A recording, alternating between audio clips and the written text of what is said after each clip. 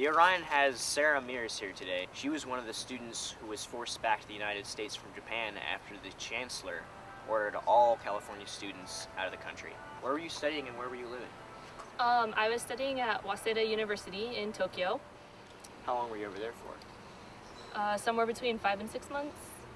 So your trip was cut short. How long were you supposed to be over there for? We were supposed to be there until the end of July. You mentioned an ordeal in the tower. Oh, yeah. Since my mom was visiting, I was taking her kind of sightseeing around Tokyo, and we went to the Tokyo Metropolitan Government Office, and we were on the 45th floor when the earthquake hit. So that was just really terrifying. And then after that was over, we see these images of the tsunami and fires breaking out and everything else. So how was the area that you were studying in affected by the natural disaster? As far as damage to properties and buildings, we didn't really notice any. A lot of people had panic bought food and water immediately after, but even that, within a few days, a lot of the convenience stores and grocery stores had slowly started recovering from the initial panic buying. As a whole, people were pretty calm about everything. So what was Japan's view of itself? Definitely that the area where the earthquake hit, the tsunami hit, and where the nuclear reactors were needed a lot of help.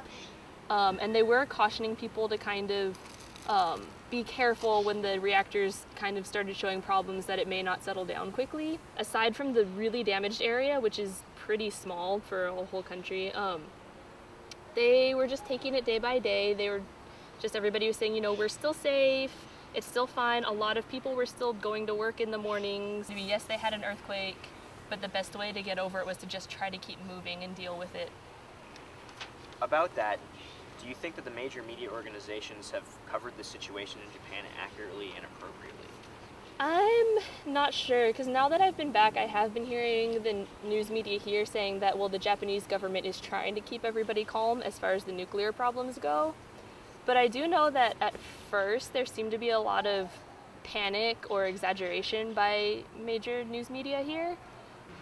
And then just repeated images of the tsunami and areas really affected by the earthquake. And then it seemed as if they were showing that as kind of not all of Japan, but a good portion of it.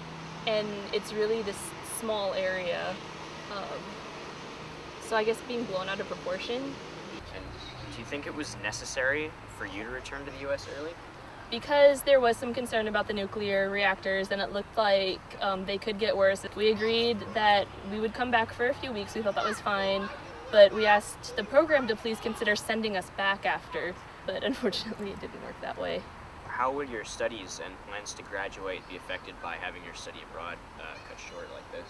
As of right now, I'm just missing a semester. We hadn't started our spring semester at Waseda yet, and it's kind of too late to join classes in Chico, so we basically decided to just, when I say we, I mean me and the 3 other Chico students in Tokyo, decided to just take our loss for the semester.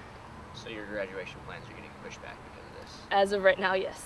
Do you have any plans to return to Japan in the future?